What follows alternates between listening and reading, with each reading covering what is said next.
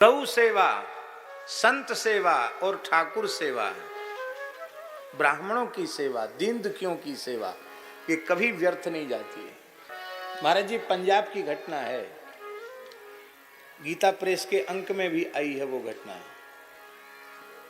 भयंकर अकाल का समय था, भयंकर अकाल का समय, और बड़ी संख्या में 10-20 हजार गाय लेकर राजस्थान के कुछ लोग प्राण बचाने के लिए गायों को लेकर उधर से जा रहे थे।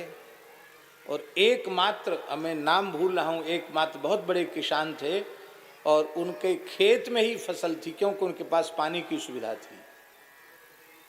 और उन्होंने भूखी प्यासी गायों को देखा तो उनके नेत्र भर आए और उन्होंने कहा कि खोल दो, सब चरा दो गायों को, इनके प्राण निकल जाएंगे गायों के। महाराज जी, खड़ी फसल गायों को घुसा दिया, हजारों गायें चर गई।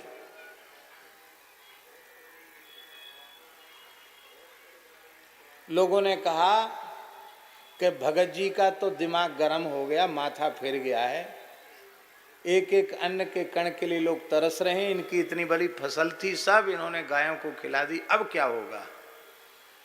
अब देखिए क्या घटना घटी। उसके बाद क्या हुआ कि गाय तो भूखी थी, पूरी पूरी फसल चर गई गाय, और उसके बाद इतनी बढ़िया वर्षा हुई उसी दिन, कहीं बादल का लक्षण नहीं, बादल उमड़ घुमड़ के आए, पानी बरसा, सबके भीतर आनंद की लहर आ गई कि अरे भाई पानी बरस गया, गौ माता की तृप्ति से और अकाल की निवृत्ति हुई।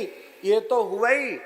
आप जान सकते हैं कि इतनी इतनी फसल हो और पूरी गायें चर जाएं तो कहां से नई बाल आवेगी। लेकिन एक एक बीज में से भी कई कई डंठल निकले बालों के, और जितना अन्न होता था उससे 8-10 गुना अन्न अधिक हुआ उनको। मैं भूल रहा हूं, गीता प्रेस के एक अंक में उनकी पूरी सन संवत सहित पूरी घटना है, लिखा हुआ है। गौ रूपी, ब्राह्मण रूपी, संत रूपी अग्नि में जो श्रद्धा पूर्वक एक मुट्ठी अन्न की आहुति देता है, सेवा कभी व्यर्थ नहीं जाती है। हमने कितने अनुभव किए हैं। हमारे ब्रज की एक गौशाला, सूर्यश्याम गौशाला, जो हमारे पूज्य गुरुदेव के द्वारा स्थापित है, महाराज जी के बाद, महाराज जी के जाने के बाद भी उसमें कर्ज था गौशाला पर। हमको अध्यक्ष बनाया गया। अब सामने यही प्रस्ताव रखा गया कि कर्ज कैसे दूर हो गौशाला का। तो हमने कहा भाई, हम किसी से याचना तो करते नहीं है, एक ही उपाय है कि आयोजन हो कथा का, और उसमें जो कुछ सेवा आ जाए गौ माता के भाग्य से, ऐसे करके हम पूर्ति करेंगे। और तो कहाँ से कोई धंधा पानी तो है नहीं, ठीक। पर उसमें भी बड़ा संकोच था। एक ही व्यक्ति ऐसे भगवान के भेजे हुए आए कि उनके मन में आया कि अरे ये कथा हो रही है महाराज की, किस लिए हो रही। बोले गौशाला पे थोड़ा कर्ज का भार है, इसलिए उसकी निवृत्ति के लिए हो रही है। बोले कितना कर्ज है। कई साल पुरानी बात है, ये बात 2006 की होगी। 12 लाख का कर्ज है। तो जो व्यक्ति हमसे कभी मिले नहीं और हम उनसे कभी मिले नहीं, और उन्होंने तत्काल 12 लाख का चेक काट दिया।